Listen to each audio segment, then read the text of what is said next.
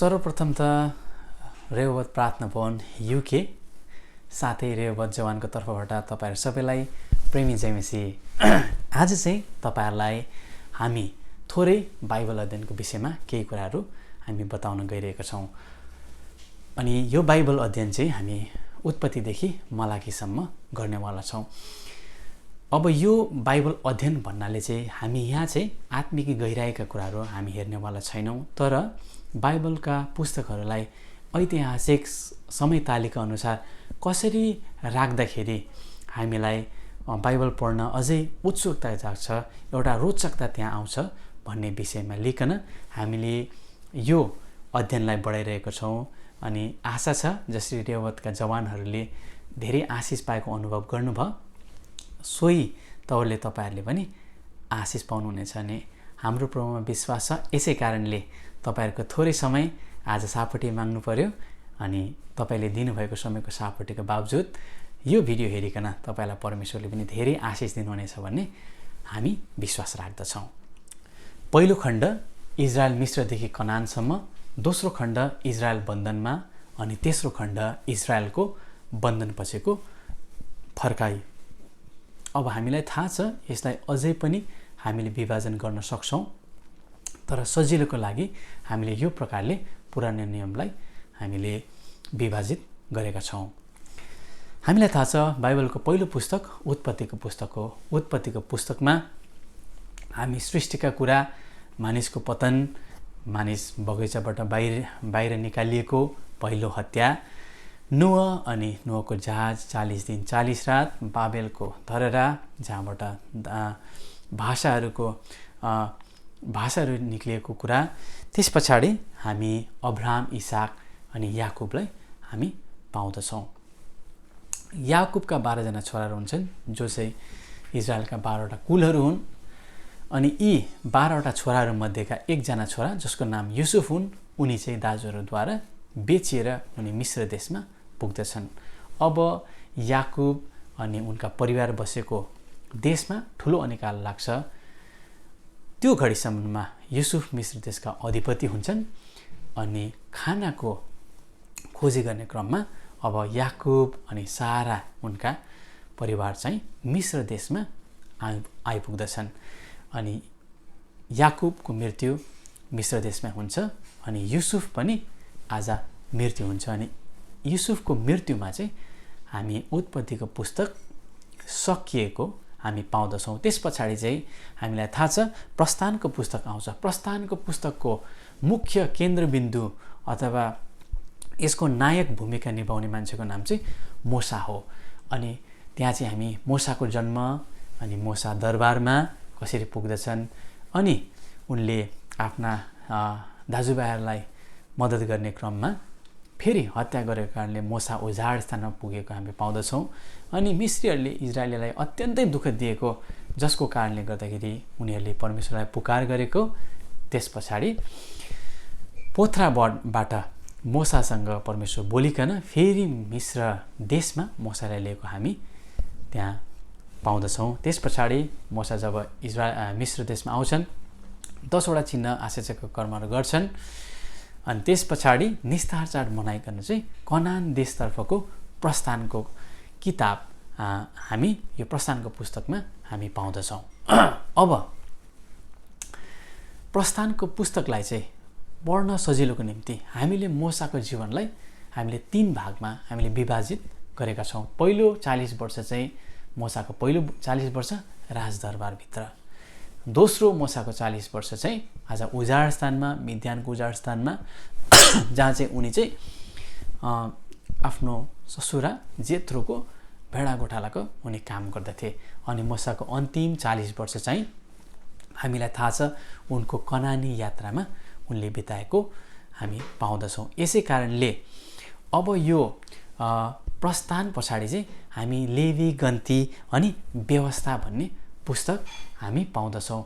यसै कारणले जब तपाई चाहिँ व्यवस्थाको पुस्तकमा आउनुहुन्छ, व्यवस्थाको पुस्तक चाहिँ वास्तवमा यो चाहिँ एउटा समराइज गरिएको पुस्तक हो कि 40 वर्षको यात्राभरि जे कुराहरू घट्यो त्यही कुरा चाहिँ मोसाले अब फेरि व्यवस्था विवरणमा अथवा त्यो कनान देशको एकदमै बोर्डर लाइनमा आएको बेलामा इजरायलीहरूलाई फेरि त्यो 40 वर्षको घटनाहरू दोहोऱ्याएर बताएको हामी पाउँदछौँ। जुन कुरा चाहिँ तपाईँको बाइबलमा व्यवस्था 1 अध्यायको हेडिङमा पनि तपाईँले व्यवस्था विवरण दोस्रो पल्ट दिँदा मूसाले 40 वर्षको इतिहास पल्टाए होरेबदेखि कादेशसम्म भन्ने शीर्षक पनि तपाईँले पाउनुहुन्छ। यसै कारणले अब यो व्यवस्था चाहिँ कुनै छुट्टै नयाँ पुस्तक होइन, तर यो चाहिँ इजरायलीहरूको निस्तार चाड मनाइसकेपछि उनीहरूको जुन चाहिँ यात्रा सुरु भयो त्यो यात्रादेखिको अन्तिमको 40 वर्षको यात्रामा लेखिएका यो एउटा समराइज पुस्तक हो भने लेवी र गन्ती चाहिँ यो 40 वर्षको अवधिभित्र लेखिएका पुस्तकहरू हुन्। यसै कारणले यो लेवी अनि गन्ती छुट्टै अर्कै समयमा लेखिएको पुस्तक नभएर यो चाहिँ उनीहरूको कनानतर्फको यात्राको 40 वर्षको किताब हो। यसै कारणले 40 वर्षको घटनालाई एकदमै छोटकरीमा लेखिएको पुस्तक भएको कारणले हामीलाई यी कुराहरू बुझ्न अलिकति मुस्किल पर्न सक्छ। तर त्योभन्दा ज्यादा गरिकन कहिले कहिले हामी लेवीको पुस्तक छुट्टै समयमा लेखिएको पुस्तक जस्तै हामीलाई लाग्न सक्छ, गन्तीको पुस्तक पनि छुट्टै समयमा लेखिएको पुस्तक जस्तो हामीलाई लाग्न सक्छ। तर वास्तवमा यो लेवी, गन्ती अनि व्यवस्था चाहिँ हामीले भन्नु नै हो भने हामी यसरी पनि भन्न सक्छौँ कि यो चाहिँ प्रस्थानकै पुस्तकको के हो, एउटा भाग हो। किनकि प्रस्थानको पुस्तकमा आज उनीहरू मिश्र देशदेखि निक्लिन्छन् अनि अब व्यवस्थाको अन्तिम पुस्तकमा आउँदाखेरि चाहिँ मूसाले चाहिँ अब आफ्नो नेतृत्व चाहिँ अब कनान देशमा लानको निम्ति चाहिँ उसले यहोशुलाई दिएको हामी पाउँदछौँ। यस तवरले अब यहोशुको पुस्तकमा हामी आइपुग्दछौँ। हामीलाई थाहा छ यहोशुको पुस्तकमा हामी यो कुराहरू पाउँदछौँ कि यहोशुले धेरै लडाइँहरू लड्छन्, त्यस पछाडि उसले इजरायलीहरूलाई देशहरू बाँडिदिन्छन् अनि यहोशुको मृत्यु हुन्छ। यहोशु पछाडि न्यायकर्ताको पुस्तक सुरु भएको हामी पाउँदछौँ अनि न्यायकर्ताको पुस्तक सुरु भए पछाडि चाहिँ अब इजरायलको अन्तिम न्यायकर्ता चाहिँ पहिलो सामुएल 7 अध्यायमा हामी देख्दछौँ, जसको नाम आफै चाहिँ सामुएल नै हो। अनि यो बिचमा चाहिँ एउटा रुथको पुस्तक हामी पाउँदछौँ अनि हामीलाई कहिले कहिले यो रुथको पुस्तक पनि छुट्टै समयमा लेखेको पुस्तक जस्तो लाग्न सक्छ। तर वास्तविकतामा हेर्ने हो भने रुथको पुस्तक पनि कुनै छुट्टै समयमा लेखेको पुस्तक नभएर यो पहिलो न्यायकर्तादेखि अन्तिम न्यायकर्ताको बिचको समयमा घटेको एउटा घटना हो है। जुन कुरालाई चाहिँ हामी रुथको पुस्तक 1 अध्यायको 1 पदलाई हामीले पढ्यौँ भने त्यो कुरा चाहिँ हामी बुझ्दछौँ है। यहाँनिर चाहिँ यस्तो लेखिएको छ 1 अध्यायको 1 पदमा, अनि यस्तो भयो, न्यायकर्ताहरूले न्याय गरेका दिनहरूमा देशमा अनिकाल पर्यो। यसै कारणले यो रुथको पुस्तकको 1 अध्याय 1 पद अनुरूप हामी भन्न सक्छौँ न्यायकर्ताहरूले न्याय गरेका दिनहरू, ती दिनहरू चाहिँ कहिले सुरु भयो भन्दाखेरि चाहिँ न्यायकर्ताको 1 अध्यायबाट सुरु भइकन हामी पहिलो सामुएल 7 अध्यायको बिचको घटना यो हामी भनेर भन्न सक्छौँ। यसैले यो कुनै रुथको पुस्तक पनि नयाँ पुस्तक होइन, तर यो बिचैमा भएको घटना हो। त्यसको विषयमा पछि हामी तपाईँहरूलाई बताउने कोसिस गर्छौँ को न्यायकर्ताको समयमा यो रुथको पुस्तक लेखियो भनिकन है। त्यस पछाडि चाहिँ अब हामी अर्को भागमा आउँछौँ कि पहिलो सामुएल 7 अध्याय पछाडि चाहिँ के भयो है। अब हामीलाई थाहा छ पहिलो सामुएलको 8 अध्यायमा हामी आइपुग्दाखेरि चाहिँ त्यहाँनिर इजरायलीहरूले पनि अरू देशका मानिसहरूले जस्तै के गरे, उनीहरूले पनि राजाको माग गरे अनि परमेश्वर उनीहरूसँग दुखित भए तापनि आज इजरायली जातिलाई परमेश्वरले राजा दिएको कुरा हामी पाउँछौँ। अनि त्यहाँ हामी थाहा पाउँछौँ साउल चाहिँ पहिलो राजा अनि उनको पतन कसरी गर्न उनी आज्ञा पालन गर्न चुके। त्यस पछाडि दाउदको नियुक्ति, साउलको दाउदलाई खेदो अनि साउलको मृत्यु हुँदाखेरि चाहिँ पहिलो सामुएलको पुस्तक चाहिँ सिद्धिन्छ। त्यस पछाडि अब दोस्रो सामुएलको पुस्तकमा हामी आइपुग्दाखेरि चाहिँ है हामी यो देख्छौँ कि दाउदको सम्पूर्ण जीवनको कार्य उनले कसरी गर्न आफ्नो राज्याधिकार लिए, उसको जीवनकालमा के गरे, यी सबै कुराहरू चाहिँ हामी दोस्रो सामुएलको पुस्तकमा हामी पाउँछौँ। अनि यो दोस्रो सामुएल पछाडि हामीलाई थाहा छ पहिलो राजाको पुस्तक आउँदछ। दोस्रो सामुएल भरि जीवन जीवनी चाहिँ दाउदको छ भने पहिलो राजाको 2 अध्यायमा आइपुग्दाखेरि चाहिँ त्यहाँ हामी दाउदको मृत्यु भएको कुरा हामी पाउँदछौँ। पहिलो राजाको 2 अध्यायदेखि पहिलो राजाको 12 अध्यायसम्म चाहिँ दाउदका छोरा सुलेमानले इजरायलमाथि राज्य गरेको कुराहरू हामी पाउँदछौँ। अनि 12 अध्यायमा सुलेमान राजाको मृत्यु हुन्छ। सुलेमानका छोरा रहबामले इजरायलमाथि राज्य गरेको कुरा हामी पाउँदछौँ। अनि यो रहबामको पालामा चाहिँ एउटा महत्त्वपूर्ण घटना त्यहाँ घट्छ, जुन चाहिँ आज यो इजरायल देश जो एउटा सिङ्गो देश थियो त्यो चाहिँ 2 भागमा विभाजित हुन्छ। अब माथिल्लो भागमा है अथवा हामी नर्थ साइडमा चाहिँ इजरायल अथवा 10वटा कुलहरू चाहिँ उनीहरू त्यहाँ राज्य गर्न थाल्छन् भने तल्लो खण्डमा चाहिँ अब साउथमा चाहिँ यहुदा अनि बेन्यामिन कुलले चाहिँ उनीहरू चाहिँ त्यहाँ रहेर राज्य सुरु हुन्छ। अनि यो तल्लो खण्डको राजा चाहिँ रहबाम राजा थिए। यसै कारणले यदि तपाईँ चाहिँ पहिलो राजा र दोस्रो राजाको पुस्तकमा तपाईँले पढ्नुभयो भने चाहिँ यो इजरायलको राजा अनि यहुदाको राजा दुवै राजाहरूको विषयमा चाहिँ तपाईँले पहिलो राजा र दोस्रो राजाको पुस्तकमा तपाईँले पढ्न पाउनुहुन्छ। अब उदाहरणको निम्ति चाहिँ रहबाम जब यहुदाका राजा थिए भएको बेलामा इजरायलमा चाहिँ यरोबामले इजरायलमाथि राजा गरिरहेका थिए। यस तवरले अब इजरायलमा एउटा राजाले राज्य गरिरहेको बेलामा चाहिँ यहुदामा चाहिँ अर्कै राजाले राज्य गरिरहेको हामी पहिलो राजा अनि दोस्रो राजामा हामी पाउँदछौँ।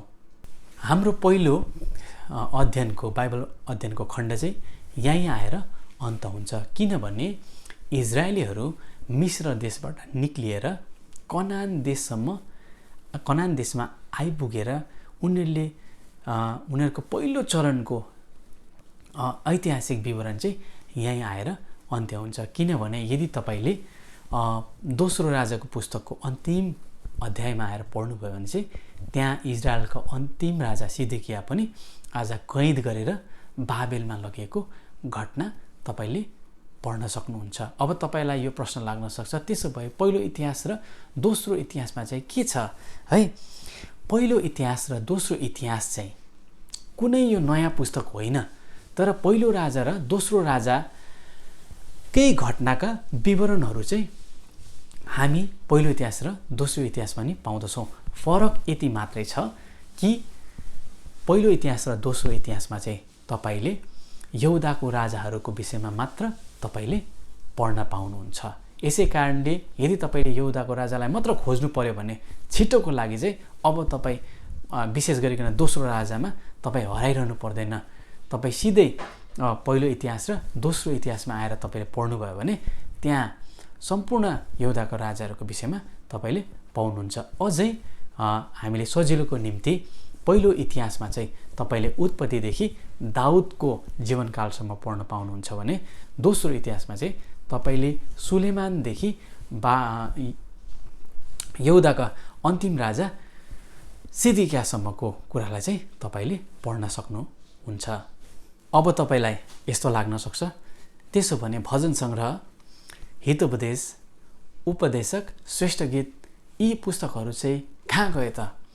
अब तपाईँ र मलाई थाहा छ, भजन सङ्ग्रह राजा दाउदले लेखेका अधिकांश गीतहरू हामी त्यहाँ पाउँछौँ भने हितोपदेश, उपदेशक अनि श्रेष्ठ गीत चाहिँ आज राजा सुलेमानले लेखेको पुस्तक हो यो भनेर हामीलाई थाहा छ। यसै कारणले अब भजन सङ्ग्रह चाहिँ यो कुनै नयाँ पुस्तक होइन, नयाँ समयमा छुट्टै समयमा लेखिएका पुस्तक अथवा यो भजन यो गीतहरूको सङ्ग्रह होइन, तर हामीले अघि हेरेको अनुरूप पहिलो सामुएल अनि दोस्रो सामुएलको समय अवधिमा जब साउलले दाउद राजालाई खेदो गरे त्यो समयदेखि लिइकन दाउदको मृत्यु भएको समयको बिचमा लेखेको यो गीतहरूको सङ्ग्रह चाहिँ यो भजन सङ्ग्रह हो। हामीलाई थाहा छ दाउद राजाले मात्र त्यहाँ लेखेका छैनन्, सुलेमानले पनि लेखेका छन्, मोसाले पनि लेखेका छन्। यसकारणले सजिलोको निम्ति अब यो भजन सङ्ग्रह नयाँ पुस्तक होइन, तर राजा दाउदको समयमा है अथवा त्योभन्दा पनि अगाडि लेखेर अनि त्योभन्दा पछाडि लेखेर सङ्गालो गरेर राखिएको भजनहरूको एउटा सङ्ग्रह मात्र हो। त्यसै तवरले अब उपदेशक श्रेष्ठ गीत पनि राजा सुलेमानले लेखेको भएको कारणले गर्दाखेरि अघि नै मैले तपाईँलाई भनिसकेँ, पहिलो राजाको 2 अध्यायदेखि पहिलो राजाको 12 अध्याय भित्रमा लेखिएका पुस्तक यी हुन्, जुन चाहिँ हितोपदेश मलाई माफ गर्नुहोस्, उपदेशक अनि श्रेष्ठ गीत। किनकि यो तीनैवटा किताबहरू चाहिँ हामीलाई थाहा छ राजा सुलेमानले लेखेको हो अनि राजा सुलेमानको जीवनको विवरण चाहिँ तपाईँ र मैले दोस्रो इतिहासमा पनि पाउन सक्छौँ अनि पहिलो राजा पाउन सक्छौँ। तर मैले चाहिँ यहाँ तपाईँलाई मेन्सन चाहिँ के मात्र गरिरहेको छु भने पहिलो राजा 2 अध्यायदेखि 12 अध्यायसम्म चाहिँ लेखिएको यो एउटा पुस्तक हो। यो कुनै नयाँ पुस्तक होइन। अब तपाईँको मनमा यो प्रश्न निश्चय आउँछ, उसो भए भविष्यवक्ताका पुस्तकहरू चाहिँ कहाँ लेखिए अथवा कुन समयमा लेखिएका पुस्तकहरू हुन् त? यसै कारणले हामीलाई थाहा छ बाइबलमा चाहिँ अब मेजर प्रफेट अनि माइनर प्रफेट भनेर त्यहाँ बताइएको छ। अब त्यसको कुराहरू भिन्नै भए तापनि मुख्य भविष्यवक्ताहरू चाहिँ बाइबलमा चाहिँ 5 जना भनेर हामी भनेको, अथवा कति ठाउँमा 4 जना भनेको नि हामी पाउँछौँ। यसै यिर्मिया, इजेकियल, बिलाप अनि दानियल। अब यहाँ त मैले लेखेको छु कि राजाहरूको समयमा चाहिँ यशाया, यिर्मिया, इजेकियल लेखिएका पुस्तकहरू हुन् अनि दानियलको पुस्तक चाहिँ हाम्रो अध्ययनको दोस्रो खण्ड जुन चाहिँ इजरायल बन्धनमा त्यो खण्डमा लेखेको पुस्तक हो। अनि आज चाहिँ हामी तपाईँलाई थोरै कुराहरू बताइराखेर हामी तपाईँहरूसँग बिदा माग्छौँ अनि अर्को हाम्रो अध्ययनमा चाहिँ तपाईँहरूलाई यसको विस्तृत बयान अनि साथै हाम्रो दोस्रो खण्ड इजरायलको बन्धनमा चाहिँ के भए, कसरी इजरायल चाहिँ अनि यहुदा चाहिँ बन्धनमा गए अनि त्यसका विस्तृत कुराहरू चाहिँ हामी तपाईँहरूलाई बताउनेछौँ। तर यशायाको पुस्तकको विषयमा एउटा कुरा हेरेर आज हामी बन्द गर्नेछौँ। यदि तपाईँले चाहिँ यशायाको पुस्तक 1 अध्यायमा तपाईँ आउनुभयो भने यशायाको पुस्तक 1 अध्यायको 1 पदले चाहिँ हामीलाई एउटा महत्त्वपूर्ण हामीलाई जानकारी दिन्छ, जहाँ चाहिँ हामी यो कुराहरू लेखेको हामी पाउँदछौँ।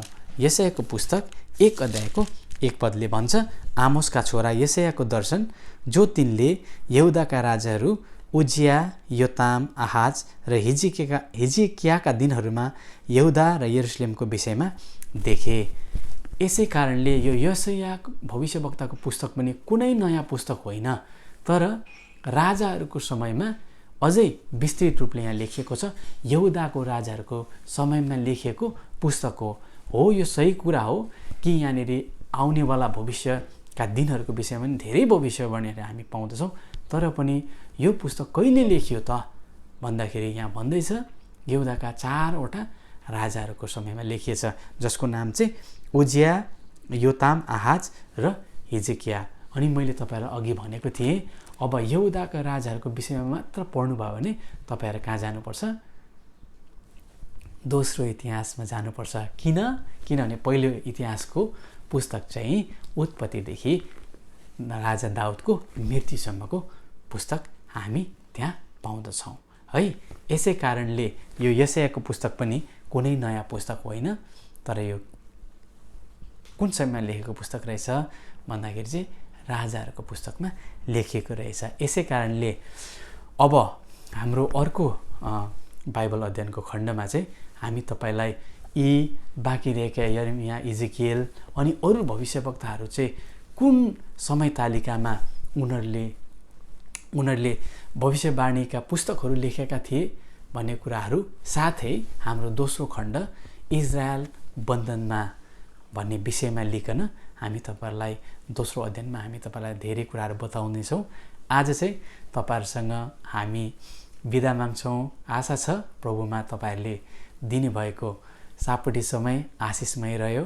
अनि आउनेवाला हाम्रो बाइबल अध्ययनको भिडियोमा पनि तपाईँहरूले हेर्न नबिर्सिनुहोला। त्यहाँ अझै विस्तृत विवरण को भविष्यवक्ताले कहिले कसरी कुन राजाको समयमा भन्ने कुराहरू अनि इजरायलको बन्धनको विषयमा हामी विशेष चर्चा परिचर्चा गर्छौँ। आशा छ तपाईँलाई परमेश्वरले धेरै आशिष दिनुभयो।